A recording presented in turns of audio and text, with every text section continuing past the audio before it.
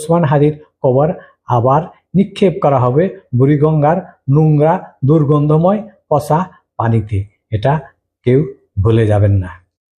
সন্ত্রাসবাদের জনক, রাজনীতিতে অশ্লীল ভাষায় গালাগালির আমদানিকারক এবং ডক্টর ইউনূসের মেটিকুলাস ডিজাইনের শিকার ওসমান হাদিকে কেন গোলাম আজম কিংবা দেলোয়ার হোসেন সাঈদীর পাশে কবর না দিয়ে কেন আমাদের জাতীয় কবি কাজী নজরুল ইসলামের কবরের পাশে কবর দেওয়া হলো?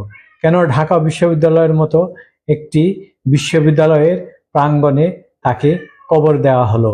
এই ওসমান হাদি মৃত্যুর পরেই আবার জঙ্গি দানা বাঁধে উঠেছে। তার জানাজার সময় এই জঙ্গি বাহিনী আবারও জাতীয় সংসদ ভবনে হামলা করে জাতীয় সংসদের অবশিষ্ট যা কিছু ছিল সব লুটপাট করে নিয়ে গেছে। এর আগে প্রথম আলো এবং ডেইলি স্টার পুড়িয়ে ছারখার করে দিয়েছে এবং সেখানকার সাংবাদিকদের আগুনে পুড়িয়ে হত্যা করার চেষ্টা করেছিল।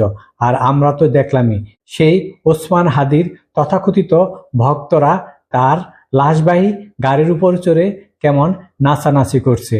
জাতীয় কবি কাজী নজরুল ইসলাম ছিলেন অসাম্প্রদায়িক একটি লোক, অথচ তার পাশে কবর দেয়া হলো জঙ্গির মদতদাতা, জঙ্গি অশ্লীল ভাষার একটি ব্যক্তিকে, যিনি সাম্প্রদায়িকতা ধারণ করেন আর যার সাম্প্রদায়িক গুরু আমার দেশের সম্পাদক মাহমুদুর রহমান। এইসব জঙ্গিদের বোতলবন্দি করে রেখেছিলেন এতদিন সাবেক প্রধানমন্ত্রী শেখ হাসিনা। এখন আপনারা বুঝতে পারছেন এদের বোতলবন্দি না করলে দেশের অবস্থা, দেশের শিল্প সংস্কৃতি কিভাবে ধ্বংস হয়ে যাচ্ছে এবং আরো ধ্বংস হবে।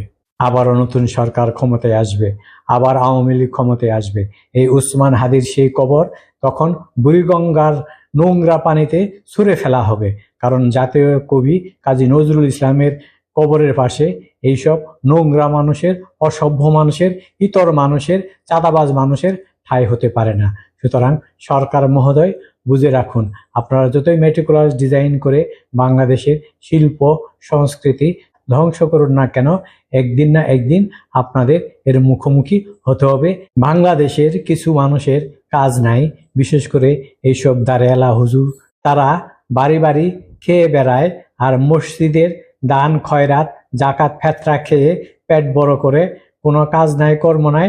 আর এই যে হাদি মারা গেছে, তার জানাজায় হাজার হাজার লোক হয়েছে, দেখানোর চেষ্টা করছে, শেখ হাসিনাকে ভয় দেখানোর চেষ্টা করছে, যারা প্রগতিশীল তাদেরকে ভয় দেখানোর চেষ্টা করছে যে কেউ যদি প্রগতিশীলতা দেখায় তাহলে এই জনগোষ্ঠী তাদের পিছনে লাগবে এবং তাদের হত্যা করবে। এটাই হলো তাদের উদ্দেশ্য।